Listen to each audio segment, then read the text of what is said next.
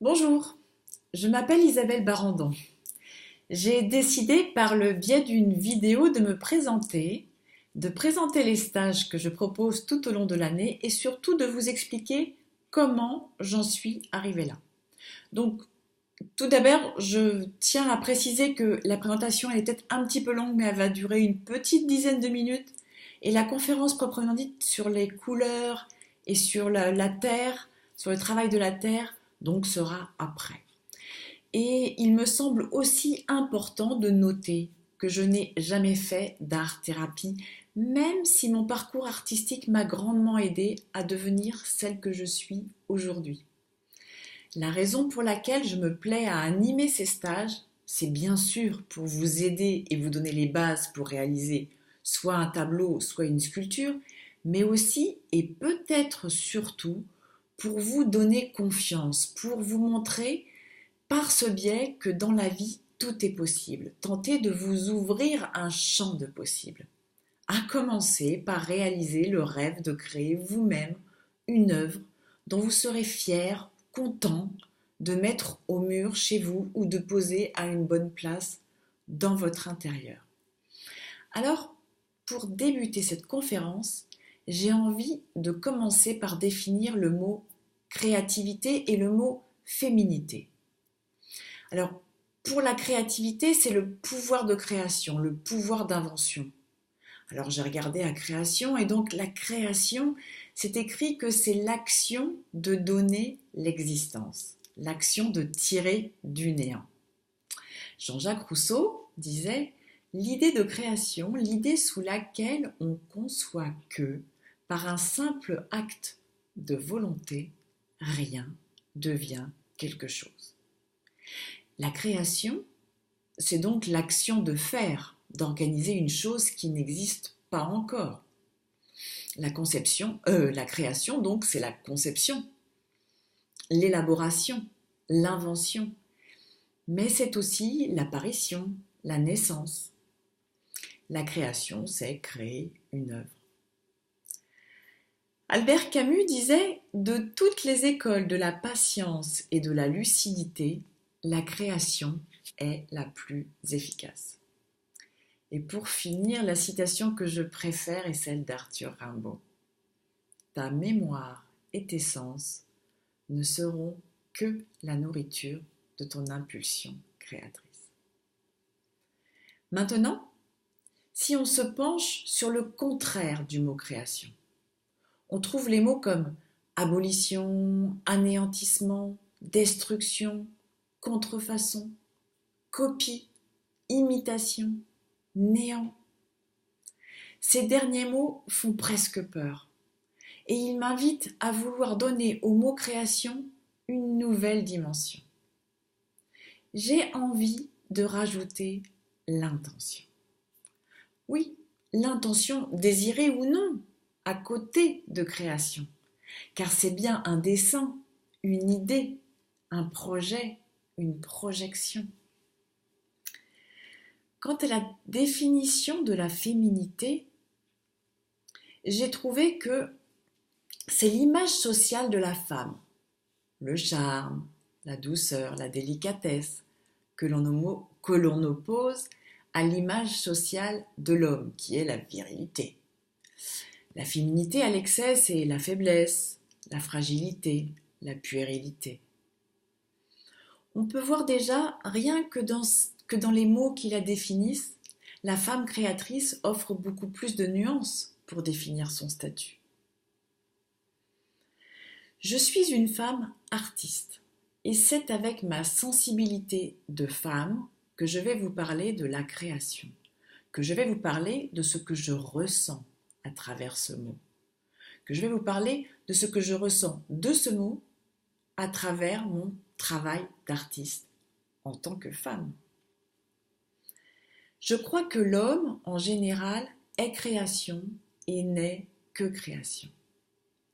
Mais la femme, en particulier, est celle qui a le pouvoir de concevoir en son sein. On n'a pas de mérite en soi, c'est en nous. Et aujourd'hui, je veux aller plus loin que le mot création.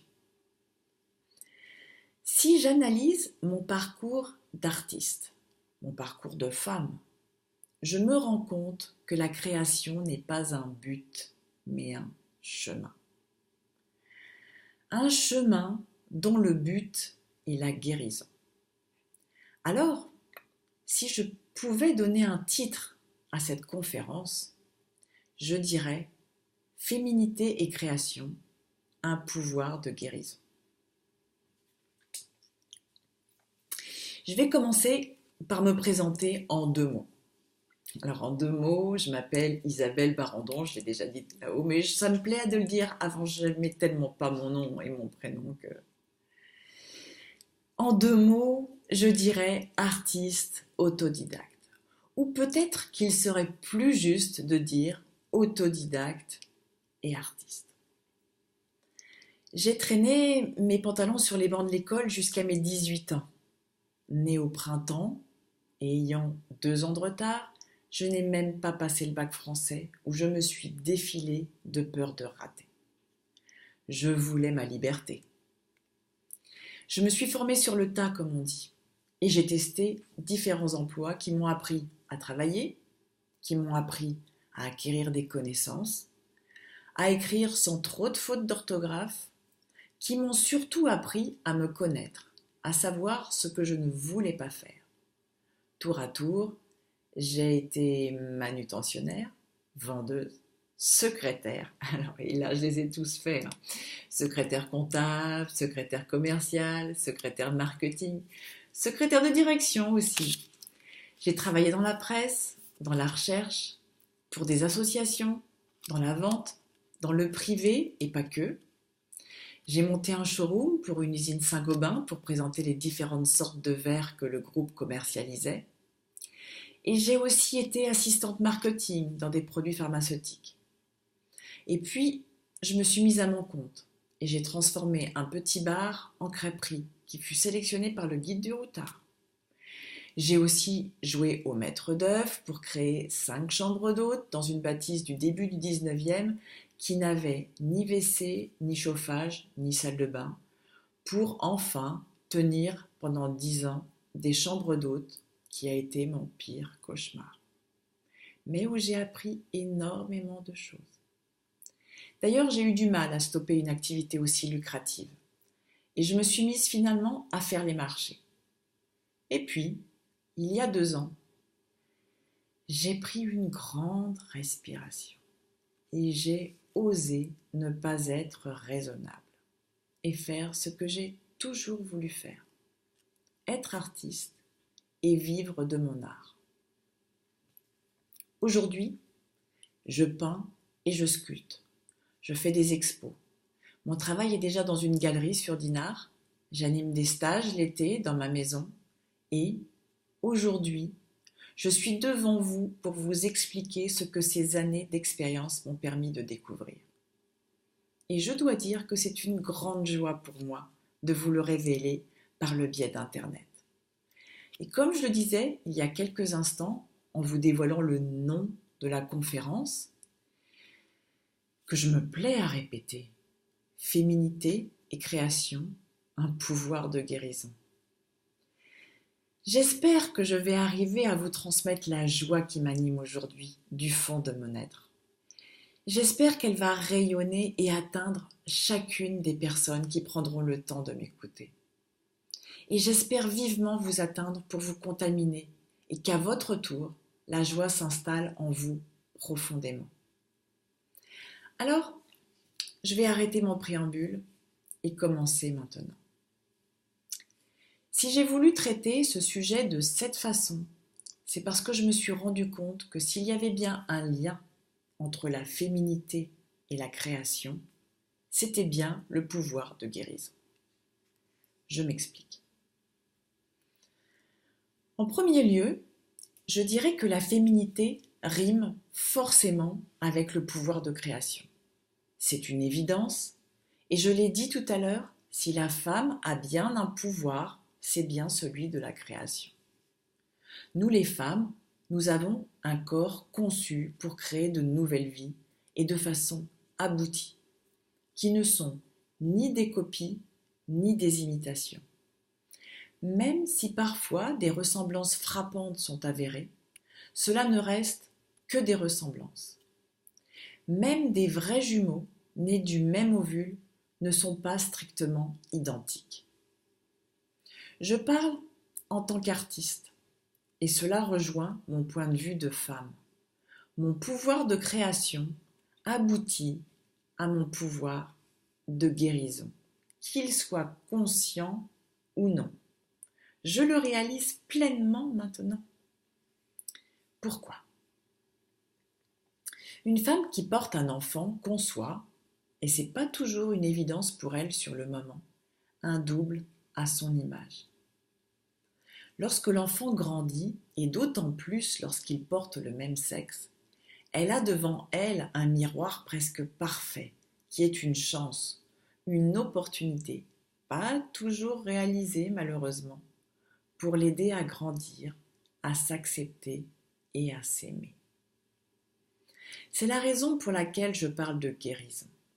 Car en créant, entre guillemets, un double, nous possédons l'immense pouvoir de grandir à côté de ce que l'on peut appeler des êtres guides, des êtres qui nous montrent le chemin bien plus sûrement que l'on pourrait même l'imaginer, bien plus sûrement que n'importe qui d'autre. Les enfants, surtout dans les premières années de leur vie, mais pas que, nous montrent le chemin. Je vais vous raconter une petite anecdote personnelle. Je suis née artiste, dans une famille où cela était inconcevable. Du plus loin que je me souvienne, j'ai toujours voulu faire ça. Cela a commencé à la maternelle avec une grande fresque que nous avions commencé à plusieurs et que j'ai fini seule. Ensuite, je voulais faire les beaux-arts. Il n'y avait que cela qui avait de l'importance à mes yeux. Seulement, dans ma famille, on m'a dit non. Devant le refus catégorique de ma mère, j'ai dû oublier mon vœu le plus cher. Sans le vouloir, je l'ai mis de côté. Je n'ai pas su être assez forte à l'époque pour mettre en œuvre mon projet. Je n'étais pas assez forte pour affronter toutes les oppositions qui pleuvaient sur moi. Pour me venger, j'ai été rebelle et je l'ai payé cher. J'ai eu une fille assez jeune qui m'a aidée à avancer énormément. Elle a été ma première création. Pour mes 30 ans, elle m'a offert un tableau, une reproduction d'une œuvre de Claude Monet. Un tableau représentant une petite fille devant une grande maison avec la signature de Monet en lettres d'or. Elle a fait son achat toute seule, avec son argent de poche, sans que je n'en sache rien. J'ai toujours parlé avec elle. C'était un besoin et aussi une nécessité. Une nécessité dont j'étais persuadée qu'elle était primordiale pour elle, pour qu'elle comprenne son histoire. Elle savait donc ce que je voulais faire enfant. Je lui avais dit mon désir profond d'être artiste. Quand elle m'a offert ce petit tableau, elle a mis mon désir enfoui à la lumière. Elle a mis au grand jour ce que je lui avais communiqué comme un passé englouti et résigné. Elle m'offrait la possibilité de le rêver encore et de le mettre en œuvre. Et c'est ce que j'ai fait. Alors, oui, si je suis légitime pour vous parler de féminité, de création et de guérison, et j'insiste sur la guérison, c'est parce que je l'ai vécu. Mais il y a d'autres paramètres qui entrent en jeu. Et là, c'est en tant qu'artiste que je veux parler, et plus seulement en tant que femme. Je veux vous parler de la force des couleurs qui influencent nos êtres. Et je veux vous parler du pouvoir de la terre qui aide au recentrage et peut mener à la rémission de blessures, voire même à leur libération. Je vais lever la lumière parce que je l'ai dans la figure et ça me gêne.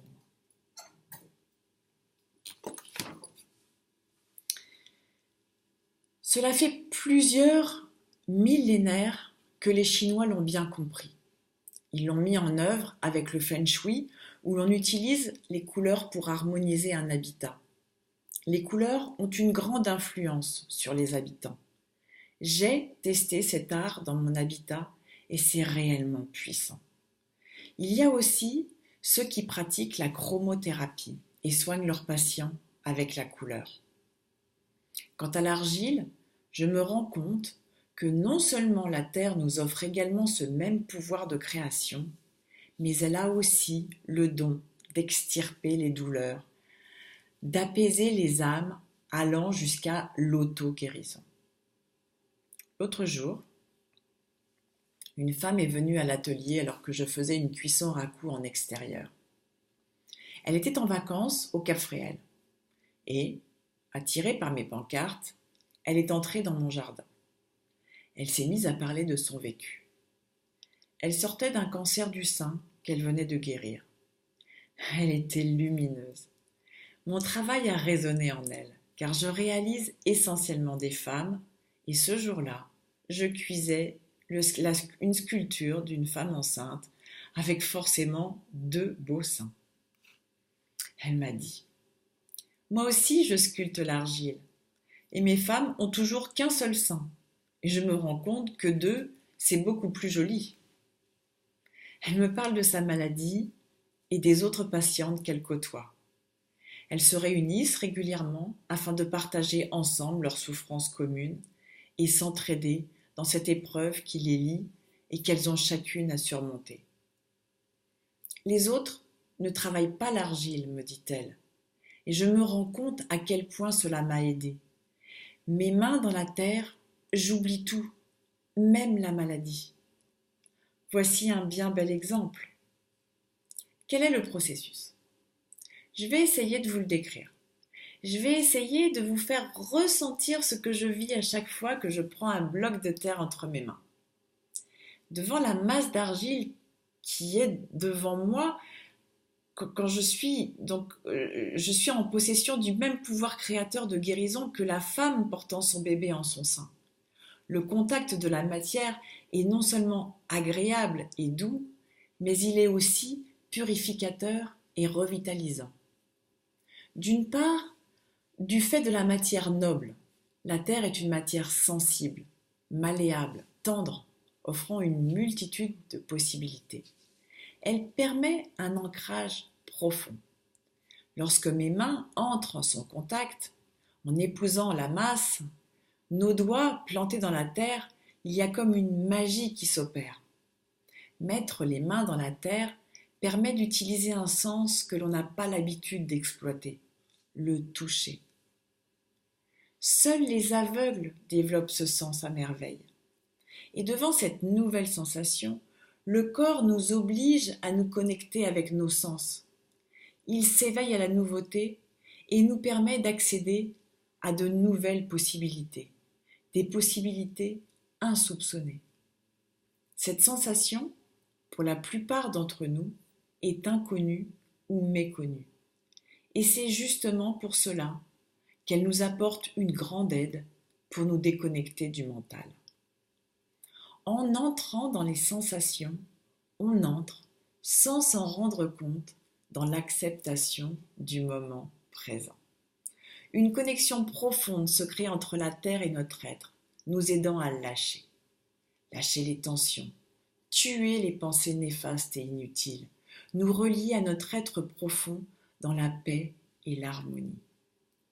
D'autre part, l'œuvre qui est conçue transpire le fond de notre être de la façon la plus authentique. On l'a bien vu dans l'exemple de cette femme qui est venue me voir un après-midi de mai à mon atelier. À travers ses doigts, elle a fait passer ses sentiments et ses douleurs. Elle les a imprimés dans la matière. L'argile a cette particularité, cette intelligence d'avoir une mémoire. Non seulement elle va garder les émotions transmises dans sa masse, mais ensuite, elle va les offrir au spectateur. Celui ou celle qui prendra le temps de l'observation pourra avoir conscience des émotions qui s'en dégagent et dans ce ressenti pourra se reconnecter à son tour à son être profond. Lorsqu'il existe des douleurs enfouies, la Terre nous offre l'opportunité de les exprimer, de les révéler à soi-même, et si on le souhaite, au monde entier. C'est une réelle aide qui nous est offerte, nous permettant d'exorciser nos maux comme une conjuration. Au fur et à mesure des purifications, les formes se font plus justes, plus douces, plus précises, plus sereines aussi. Si je parle de mon travail d'artiste peintre maintenant, je dois dire que le processus est un peu le même. L'artiste, devant une toile blanche, est devant le néant. Que ce soit en copiant ce qui l'entoure, que ce soit en travaillant sur ce qui l'inspire, ou que ce soit l'envie d'exprimer une sensation pure émanant du plus profond de son imaginaire. L'artiste est dans la nécessité de se connecter à l'instant présent. C'est par l'authenticité de sa connexion qu'il pourra inscrire son histoire sur la toile. C'est seulement s'il arrive à être dans le bon tempo que le sujet choisi prendra toute son ampleur. À travers son empreinte, à travers les formes, les couleurs qu'il utilise, il fera naître, venant du fond de lui-même, des sentiments, des émotions, des douleurs parfois, la plénitude aussi. La plénitude d'être là, présent et connecté. Oui, lorsqu'on est dans le bon tempo, tout artiste le ressent. C'est l'instant magique. Les formes et les couleurs sonnent justes. C'est palpable. Une satisfaction nous envahit et un bien-être émane de nous. Même si plus tard, notre regard critique peut parfois oublier cet instant mystérieux de la création, se laissant envahir par le doute et avoir le sentiment de ne pas avoir réalisé une œuvre à la hauteur de nos ambitions. Les sentiments émis ont été transcrits sur la toile. Le fait d'avoir joué avec les couleurs nous a permis, sans nous en rendre compte, d'apaiser nos tourments, et peut-être aussi ceux du spectateur regardant l'œuvre par la suite. C'est Rodin qui disait « Toutes vos couleurs, toutes vos formes transpirent vos sentiments ». C'est tellement vrai. Et dans le travail, avec la peinture justement, il ne faut pas minimiser le pouvoir des couleurs. J'en ai parlé brièvement tout à l'heure. Il est bien plus grand qu'on l'imagine. Là aussi, il y a bien un pouvoir de guérison avec la couleur, avec les couleurs. En quoi? Lorsque l'artiste utilise certaines couleurs, il crée et influence son être, mais aussi ceux qui s'en nourrissent. Si je peux me permettre, je vais faire un petit exposé spécifique sur la couleur. La couleur vient de la lumière, et comme nous le savons tous, c'est la lumière qui influence toute vie sur Terre. C'est le physicien Isaac Newton qui découvrit en 1665 que la lumière se décompose en 7 couleurs fondamentales, qui correspondent à des vibrations énergétiques différentes, possédant chacune une longueur d'onde respective. Voici les 7 couleurs principales par ordre d'onde décroissante. Il y a le rouge, qui correspond au chakra racine sur notre être. L'orange, celui du chakra sacré. Le jaune, celui du chakra du plexus solaire. Le vert, le chakra du cœur. Le bleu, donc du chakra de la gorge. L'indigo, le chakra du 3e œil. Et le violet, du chakra coronal. C'est assez étonnant. Est-ce un hasard? Posées sur la toile, chacune de ces couleurs nous affecte, chacune à leur manière. Et nous ressentons à notre insu les effets de leurs vibrations. La plupart des peintres composent ses propres gammes de couleurs, avec ce que l'on appelle les 3 couleurs primaires que sont le rouge, le jaune et le bleu. Ces 3 couleurs permettent de fabriquer, en les mélangeant, ce qu'on appelle les couleurs complémentaires, soit l'orange, le vert et le violet. Le blanc, qui n'est pas considéré comme une couleur, est rajouté à la palette, permettant encore d'autres nuances. Les couleurs sont à l'infini et chaque artiste, chaque être possède sa propre palette. D'ailleurs, je le vois bien, en stage, chaque personne dans mon atelier, même s'il n'a jamais utilisé les tubes de couleurs, chacun fabrique une palette qui lui est propre. Comme je demande d'acheter uniquement les couleurs primaires, sans s'en rendre compte, chacun fabrique ses propres couleurs, sa propre palette. On reconnaît un artiste rien qu'à ses couleurs. Elles lui sont personnelles et il est même difficile de les changer. Il existe 2 gammes de couleurs. Les couleurs chaudes, que sont le rouge, l'orange, le jaune, et les couleurs froides, que sont le bleu, l'indigo et le violet. La couleur verte est la couleur médiane. Entre ces 2 gammes, c'est aussi celle du chakra du cœur. Peut-on dire que c'est celle de l'unité, de la création pure? En tout cas, c'est celle de la végétation qui nous entoure, celle de l'abondance qui se crée tout autour de nous. On dit que le vert est une couleur de mauvaise réputation, symbolisant l'argent, les jeux d'argent. Le dollar n'est-il pas vert? Les tables de jeu ne le sont-elles pas aussi? Il symbolise l'instabilité, forcément, puisque la création est tout sauf l'immobilité. Pour le peintre, c'est une couleur difficile à maîtriser et à fabriquer. Et c'est aussi la couleur qui est considérée comme celle de l'apaisement, et à juste titre. Le rouge est la couleur de la force, de la santé, de la vitalité. C'est une couleur très stimulante et énergisante. Il symbolise la vie, la fécondité, la chaleur. C'est la couleur qui a le plus d'impact sur nos fonctions physiologiques, car c'est celle qui émet la plus grande longueur d'onde. S'ensuit l'orange, qui est la couleur de la jeunesse, du courage et de la curiosité. C'est le mélange du rouge et du jaune, une couleur plus intime et accueillante. Le jaune, c'est la couleur du soleil, la couleur du bonheur, de la sagesse et de l'imagination. C'est la couleur de l'esprit et de l'intellect, la couleur de la joie. C'est une de mes couleurs préférées, il y en a partout autour de moi. Je vous ai déjà parlé du vert, la couleur de la création, de l'apaisement, du renouveau et de l'abondance. Ensuite, vient le bleu, qui est une couleur froide. C'est la couleur de la compassion, c'est la couleur de la mère, de la maman, de la maternité donc. C'est aussi la couleur du conservatisme et du pouvoir, de l'autorité, de la discipline et de la prudence. Le violet est situé à la toute fin du spectre lumineux visible et ses rayons sont très puissants. Le violet est associé aux gens très créatifs. Il stimule leur inspiration. On dit que Léonard de Vinci utilisait le violet pour méditer et que Beethoven avait des rideaux violets à sa fenêtre. Pour faire un résumé de la conférence en 2 mots.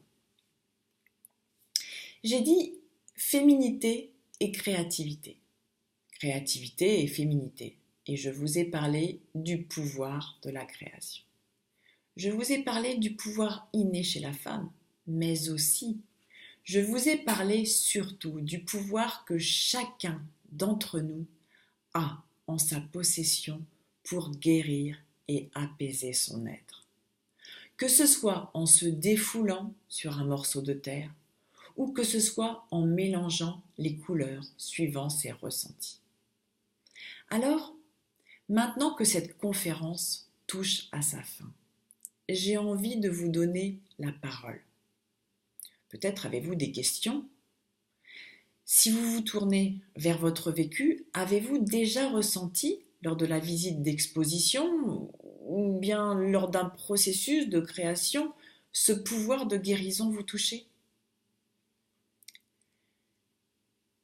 Je suis allée voir l'exposition sur Picasso et Jean Genet à Marseille. Le parcours de Jean Genet m'a particulièrement touchée. Et il a écrit un texte sur le travail d'Alberto Giacometti que j'ai lu dans la foulée. Il existe en format de poche, je pense.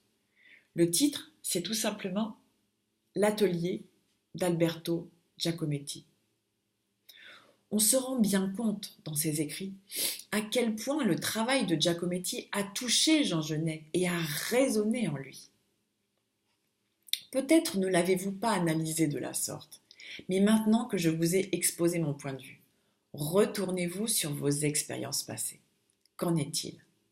Si cela vous parle, si cela vous interpelle, j'aurai un grand plaisir à vous lire et à partager avec vous. N'hésitez pas à me laisser vos commentaires ou vos questions si vous en avez.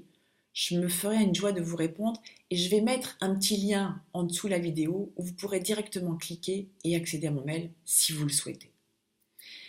Et puis pour finir, j'ai envie de rajouter une petite pensée, d'une femme parlant de la créativité. Elle s'appelle Yolène Escande, elle est sinologue, spécialiste de la peinture et de l'art des jardins en Chine et directrice de recherche au CNRS. Comme il exécute son œuvre, c'est toujours sur lui-même que l'artiste travaille. Je vous remercie de m'avoir écouté. Peut-être à bientôt. Au revoir.